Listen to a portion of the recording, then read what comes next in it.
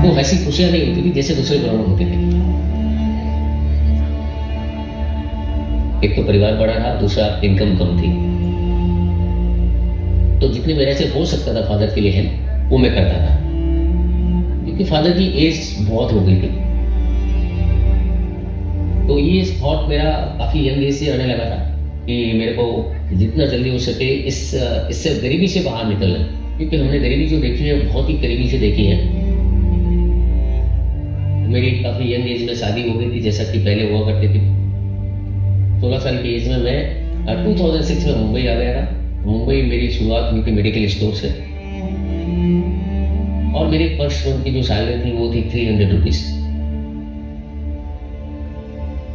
और लगभग 6 महीने तक मैंने वही सैलरी में काम किया। वो टाइम पे एक छोटे से कमरे में हम 8-9 लोग रहते थे। दोपहर का खाना हमारा लगभग 3-4 बजे होता था, रात का खाना 12-1 बजे होता था। 1-2 महीने घर पे बात ही नहीं होता था पेरेंट्स से, क्योंकि मेरे पास कोई पर्सनल फोन नहीं था। तो घर वालों को भी डाउट रहता था कि यार लड़का कर क्या रहा है। मैं गाँव गया तो उन्होंने बोला कि नहीं एक काम करना पड़ेगा, तुमको वाइफ को साथ में लेके जाना पड़ेगा। मैं बोला ना तो मेरे पास जॉब है अभी, ना मेरे पास पैसा है ना घर है, लेकिन मैं रखूंगा कहाँ।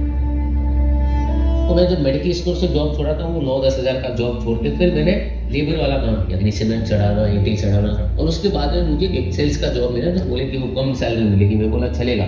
तो वो सेल्समैन का जॉब फिर मैंने 6000 रुपीज सैलरी में शुरू किया।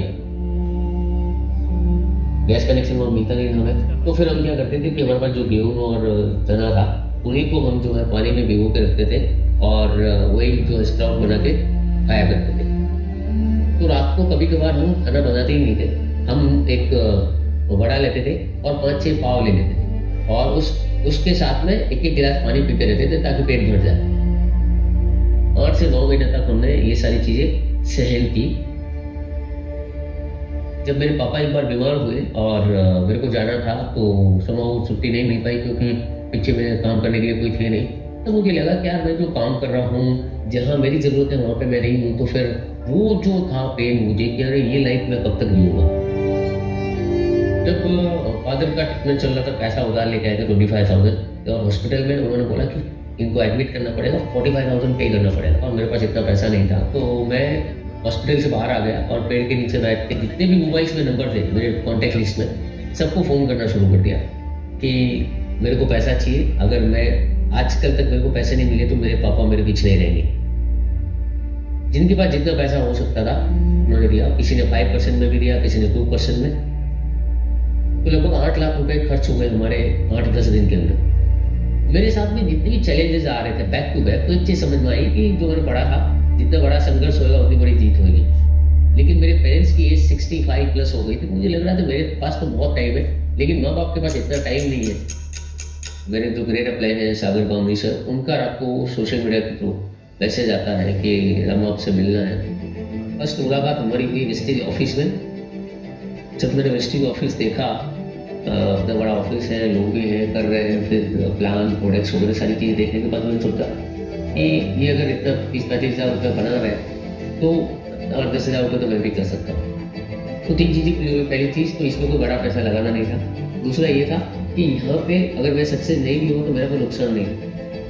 तो पहले महीने जो मेरा चेक था 350 रुपये, फिर दूसरे महीने 1000, तीसरे महीने 14,000। तो जैसे ही 14,000 का चेक देखा मैंने तीसरे महीने का, तो मुझे रियलाइज हुआ कि मेरे को 14,000 की सैलरी तक पहुँचने में जॉब में अरसा लगा था, और यहाँ पे 3 महीने में हो गया तो बहुत कुछ कर सकता हूँ। एनीवे जो सोच के आया था गांव से मुंबई, वो यहाँ पे सारी चीज़ें कर सकते हैं आने वाले 2 से 3 साल में। मेरा ड्रीम था DMD में मेरे को रीच एंड रिटायर होना था। तो वो जो लाइफ थी वो मुझे दिख रही थी। लाइफ में कुछ भी बड़ा अचीव करना है तो उसके लिए प्राइस पे करना पड़ेगा। हमने इस बिजनेस को हमारी लाइफ में फर्स्ट प्रायोरिटी में रखा। लगभग साल भर में मेरा जो है कर्जा पूरा खत्म हो गया था, क्योंकि हर महीने जो है रस्ते से इनकम जो है मेरी ग्रो करके आ रही।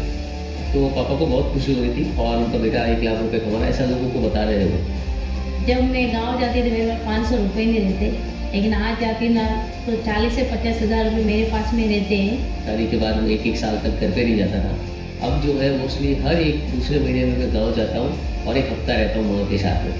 हम इतने पढ़े लिखे नहीं कि हमारे बच्चों को पढ़ाएं, बट हमारे बच्चे फिर भी फर्स्ट या सेकंड आते हैं क्लास में। क्यों? क्योंकि हमको पढ़ता देखते हैं, हम मेहनत करते हैं, उस मेहनत में बच्चे अपने काम में मेहनत कर रहे हैं। जो संस्कार है बच्चों में डिलीवर हो रहे हैं, सुबह में खेलना है, मॉर्निंग वॉक से लेके छोटी छोटी चीज़ें जो है हम बच्चों के साथ में मिलकर पूरा फैमिली करते हैं। जो मेरे पास नहीं था आज मेरे बच्चों के पास है।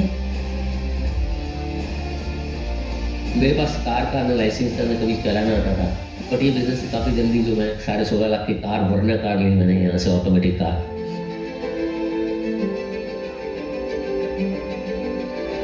ये बिजनेस जो है आग के ऊपर चलने के जैसा है। जितना स्लोली आप चलेंगे उतना ही आपको पेन होएगा, तकलीफ होगी। अगर ये बिजनेस में सक्सेस होना है तो एक चीज़ समझ ली थी मैंने, अपने आपको 3 साल के लिए अनकंफर्ट कर दीजिए, वो लाइफ टाइम के लिए कंफर्ट हो जाएंगे।